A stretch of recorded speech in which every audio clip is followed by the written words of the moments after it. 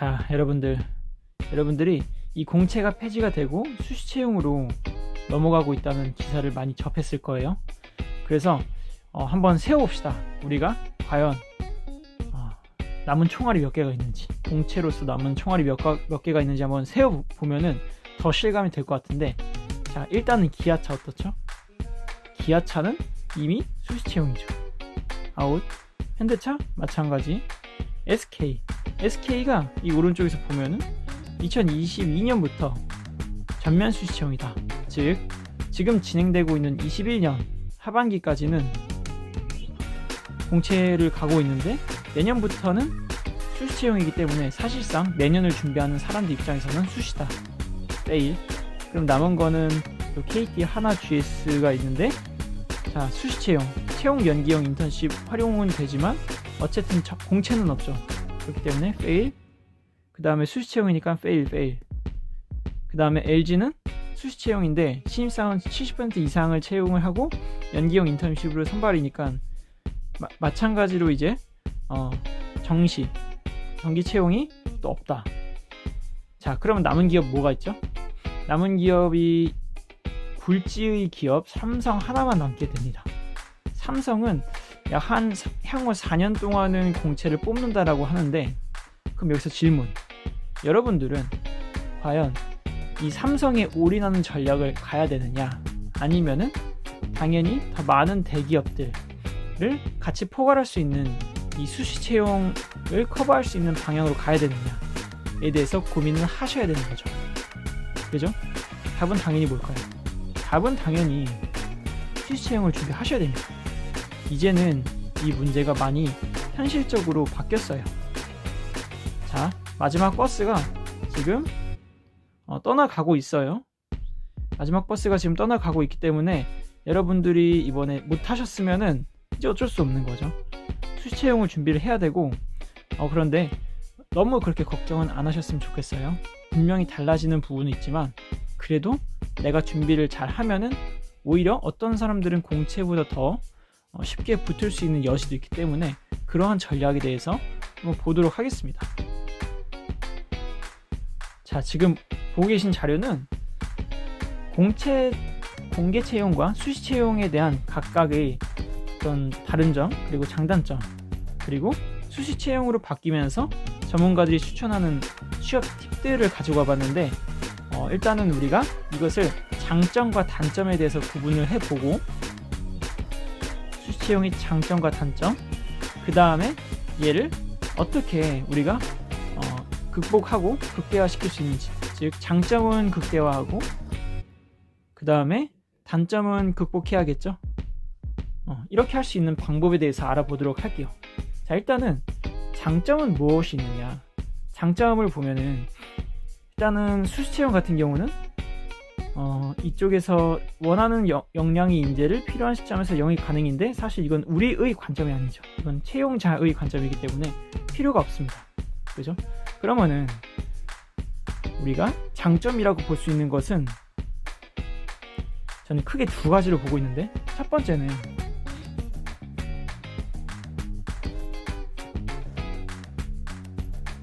자, 솔직히 단점이라고 하면은 여러분들이 너무 많아가지고 입이 아프실 수도 있을 거예요. 무슨 말이냐면은 단점은 사실 그냥 여러분들이 느끼는 모든 그 불편한 모든 것들, 그런 것들이라고 볼 수가 있겠죠. 그래서 저는 크게 한 4가지 정도를 생각을 해봤는데, 일단은 특정 회사 관점에서는 언제 열릴지 모른다. 이거 굉장히 불안하죠. 내가 예를 들어서 SK 하이닉스를 가고 싶은데 얘가 이제 언제 열릴지 모르겠네. 물론 공채보다도 자주 열릴 수도 있겠지만 일반적으로는 그렇진 않겠죠. 그러니까 이거 상당히 좀 불편한 것 중에 하나고, 두 번째로는 공채 때는 우연히 내가 좀 실력이 모자라도 우연히 좀 비벼져서 들어갈 수 있는 여지가 있었는데, 우연히에 대한 그 가능성이 많이 줄어들었죠. 이것도 큰 단점이라고 볼 수가 있습니다. 왜냐면 실제로 공채에서 많이 뽑는 해에는 실력이 되지 않았는데 붙는 경우도 굉장히 많았어요. 그렇기 때문에 이것도 좀 단점이라고 볼 수가 있고, 세 번째로는 정보가 너무 적다. 공채는 그동안 어떠한 그런 히스토리가 있고 선배들도 많이 공채로 들어갔으니까 거기에서부터 우리가 정보를 많이 얻을 수 있는데, 그럼 정보가 좀 적지 않느냐, 이런 것도 있고, 그 다음에 채용 규모를 모른다. 이것도 단점이라고 생각할 수가 있겠죠. 이거 얼마나 뽑는지 알아야지 내가 여기서 지원을 할지 말지를 티오를 보고 좀 결정할 수 있을 텐데, 그런 것도 모르니까 그런 거에 대한 전략 대응이 좀 안 된다, 이런 것들을 볼 수가 있어요. 그렇죠? 그래서 지금 이렇게 장점과 단점을 나눠봤는데, 각각에 대해서 우리가 장점은 어떻게 강화시키고 단점은 어떻게 좀 보완할 수 있는지 이야기를 해볼게요. 이거 두 개만 이렇게 잘 강화시키고 보완시켜도 여러분들이 취업을 준비하는 방향이 있어서 훨씬 더 남들보다 경쟁력 있게 갈 수가 있겠죠. 자, 그러면 같이 보도록 할게요. 자, 첫 번째 장점으로는 수시로 뜬다. 전체 회사의 입장에서는 수시로 뜰 수가 있다, 이 부분인데, 이거는 어떻게 더 장점을 활용해야 되냐면은, 이건 기회를 늘려야 됩니다. 즉 여러분들이 이게 아무리 많이 떠도 지원을 안 하고 모르고 지원 안 하면은 무용지물이죠. 그렇죠? 그렇기 때문에 취업 카페 많죠. 어디 일단 여러분들이 크게 대형으로 운영하는 네이버 카페에서부터 시작해가지고 또 다양한 어플이나 뭐 잡코리아나 뭐 잡플래닛, 이런 사이트들이 또 있습니다. 이런 사이트들, 그 다음에 어플들도 요즘에 거기에서 나오죠. 이런 것들을 싹 다 등록해서 뭐라죠? 알람을 이렇게 알림을 딱 설정을 해두는 거예요. 그렇게 해가지고 뭐 쪽지로 오게 하든 뭐 알림을 설정을 하든 해가지고 내가 관심 있는 그런 분야나 아니면 산업군 아니면 직무에 대해서는 무조건 다 오게 해가지고 그것들에 대해서 매일매일 보는 게 되게 중요합니다. 그렇게 하게 되면은 확인을 안 한 사람과 비교했을 때 오히려 기회가 남들보다 더 많아진다, 이렇게 되겠죠. 그래서 여러분들이 뭐 당연한 말일 수도 있겠지만 실천을 하고 안 하고가 굉장히 중요하거든요. 그래서 취업 카페, 그리고 취업 사이트, 그 다음 취업 어플들 꼭 여러가지 다양하게 가리지 말고 찾아서 본인이 원하는 직무, 뭐 산업군, 그런 회사들을 다 등록해 놓고서 올라오면 바로 확인할 수 있도록 하는 게 굉장히 중요합니다. 자, 이제 두 번째로는, 자, 인적성을 이제 안 보게 됐을 때 소모 시간이 줄어드니까 어떻게 이제 활용을 할 수 있을지, 이 하우가 더 중요한 거죠, 사실은. 자, 인적성 시간이 생각보다 근데 좀 걸렸었거든요. 머리가 좋으신 분들은 일주일 정도면 됐지만 보통은 그래도 한두 달 정도는 잡거든요. 이 한두 달 동안 그럼 할 수 있는 거가 뭐가 있느냐? 아무래도 수시 채용에서 중요해진 이 직무에 대한 어떤 지식이나 경험을 늘리는 게 중요해 보입니다. 그래서 이 직무에 대해서 직무 스터디를 좀 했으면 좋겠다. 그래서 이 직무 스터디는 어떻게 하느냐? 이거는 제가 따로 영상으로 남기도록 하겠습니다. 이거 이야기하면 길어지기 때문에 일단은 직무 스터디를 한다, 이렇게 생각을 해두시면 될 것 같습니다. 자, 그럼 단점에 대해서는 어떻게 보완을 할 것이냐? 사실은 여러분들은 이 단점에 대해서 더 고민이 많으실 거예요. 그렇죠? 자, 그러면은 하나씩 한번 볼게요. 일단은 특정 회사에 대해서 언제 열리는지 모른다, 이거가 이제 단점이었었는데, 이거는 사실 내가 특정 회사를 언제 열리는지 모른다고 해서 그 특정 회사만 준비하는 것은 당연히 비효율적이겠죠. 당연하죠, 그죠? 왜냐하면은 이것만 준비하면 다른 회사들은 다 기회비용으로 놓치는 거니까. 그러면은 어떻게 하냐면은 내가 가고 싶은 그 특정 회사에 대해서 그 회사의 유사 산업군, 그리고 유사 제품군, 그 다음에 유사 포괄 직무에 대해서 같이 준비하는 것이 중요합니다. 그래야지 당연히 이제 특정 회사가 열었을 때 바로 대응이 가능하고, 그 다음에 거기하고 관련된 회사들이 채용을 할 때 거기에 좀 발빠르게 대응할 수가 있거든요. 예를 들어 볼게요. 일단 여러분들이 LG 디스플레이를 내가 꼭 가고 싶다 라고 쳐볼게요. 그러면 여러분들이 LG 디스플레이에서도 뭐 설계, 회로 설계 이렇게만 생각을 하고 있으면은 이거 굉장히 되게 편협적인 거거든요. 물론 나중에는 회사의 자소서나 그리고 면접에서는 편협적일수록, 그러니까 디테일하고 깊은 이해를 갖고 있을수록 좋은 건데, 그래도 전반적인 이 서류를 준비하는 입장에서는 오히려 안 좋아요. 왜냐면은 다른 회사들을 못 보니까. 여러분들이 이런 것들도 잘 모르실 수 있는데 한번 이야기해 볼게요. LG 디스플레이는 당연히 디스플레이 하겠죠. 이 디스플레이 같은 경우가 디스플레이랑 유사한 제품들 여러분 알고 계신 거 있어요? 디스플레이는 그 디스플레이의 여기 이미지 센서거든요. 이미지 센서. 이미지 센서 같은 경우는 그러면은 다 커버할 수 있는 거예요.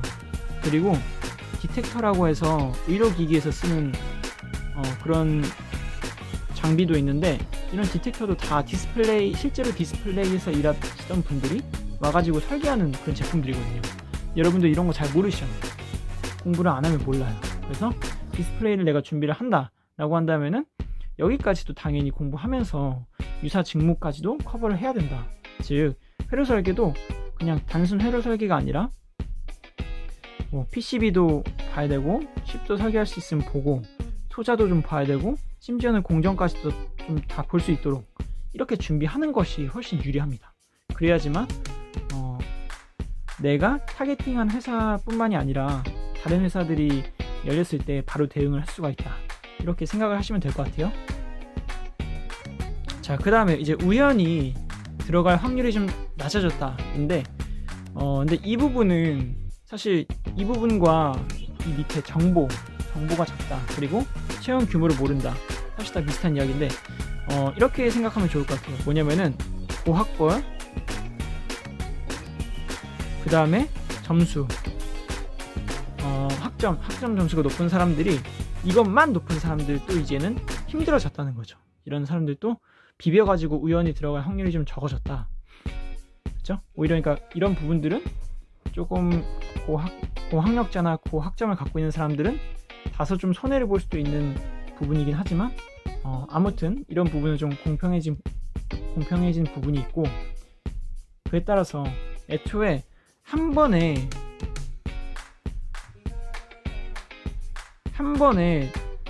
붙을 생각을 일단은 내려놓는 게 좋아 보입니다.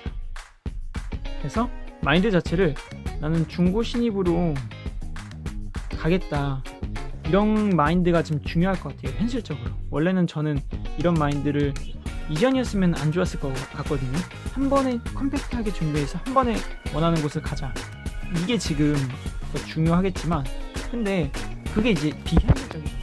언제 내가 원하는 회사가 언제 열릴지도 모르는데, 몇 명을 뽑을지도 모르는데 그거를 계속 준비하고 있는 게 불가능하니까 오히려 이렇게 우연히 되는 것에 대한 확률이 적어지니까 마인드 자체를 그냥 중고 신입으로 가서 거기서 일을 배우면서 계속 존버를 하고 있자, 이런 마인드로 가는 게 좋아 보입니다. 그렇게 하기 위해선 다시 한 번 더 1번으로 되돌아오겠죠. 자, 그 다음에 정보가 적고 채용 규모를 모르겠다. 사실은 채용 규모도 정보에 속하니까 같은 것이라고 생각해서 두 개를 다뤄볼게요. 두 개를 다루게 되면은 이것도 이제 마찬가지로 누구나 똑같이 적죠. 그러니까 공평한 거예요. 일단 정보량이 사실 이전에는 좀 대규모 채용일 때는 어떤 사람들은 아는 현직자나 아는 선배들한테 다이렉트로 유사한 공채 채용 방식을 통해 들어온 그런 정보들을 입수할 수 있었는데, 이제는 그런 부분들이 많이 적어졌기 때문에 오히려 공평해지고 있다 라는 부분이 좀 포인트가 있는데, 그러면 여러분들이 이럴 때는, 정보가 없을 때는 항상 뭐에 집중해야 되냐, 본질적인 것에 대해서 집중을 해야 됩니다. 자, 본질이라는 것이 뭘까요? 회사는 누구를 뽑고 싶어 할까요? 누구를 뽑고 싶어 하느냐, 이게 본질이겠죠. 회사는 누구를 뽑고 싶어 하는지가 본질인데, 당연히 좀 회사마다 다를 수가 있고 하지만 여러분들이 그런 것들에 대해서 한번 누구를 뽑고 싶어 하는지에 대해서 한번 나열을 해보시는 거예요. 나열을 쭉 해보고, 예를 들어서 뭐 특정 직무에서 특정 툴을 쓰는 사람들을 원하고 있네? 원하진 않을까? 아니면은 이런 경험이 있는 사람들 원하나?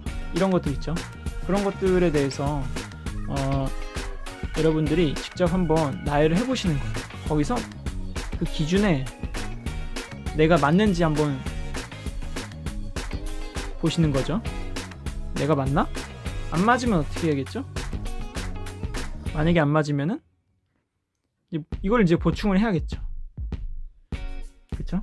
이게 지금 본질적인 부분이에요. 그래서 이런 본질적인 부분을 다시 한 번 더 설명을 하면은, 여러분들이 하는 이런 이력 활동이나 이력서나 아니면은 자소서에 있는 활동들은 반드시 무엇이 있어야 되냐면은 그에 대한 이유가 있어야 되거든요. 여러분들이 그냥 지금 이 유튜브를 봐도 안 되고 그냥 여러분들이 어떤 직무에 관련된 체험을 해도 안 돼요. 그 회사를 들어가기 위해서 내가 이걸 이렇게 하기 위해서 이렇게 준비를 한 거다 라는 것이 설득이 되어야 되거든요. 그래서 이러한 부분들에 대해서 나열을 해보고 본인이 그 기준에 맞는지를 보고, 그것이 맞으면은 얼마나 몇 개가 맞는지, 10개를 나열했는데 그 중에서 몇 개가 맞는지, 그리고 몇 개가 부족해서 몇 개를 보충을 해야 되는지, 이렇게 따져보는 그런 활동을 통해서 이거를 이제 피드백 해가지고 이거를 보충을 해 나가는 것 자체가 취업 준비가 될 겁니다. 그것이 올바른 수시 채용의 길이 될 겁니다. 그래서 지금까지 설명한 것들은 확실히 공채랑은 이야기가 다르거든요. 그래서 수시 채용은 준비가 달라야 한다. 이게 지금 핵심이고, 그것에 대한 어떤 현실적인 이야기와 장점과 단점, 그리고 대응 방법에 대해서 이야기를 해보았습니다. 물론 이제 좀 디테일한 부분들은 다르겠지만 제가 이제 직무 스터디하는 방법에 대해서는 또 따로 영상을 준비해서 남겨드리도록 할 테니까 여러분들 힘내시고, 내년에 22년도 수시 채용을 준비하시는 여러분들 힘내시기 바랍니다. 감사합니다.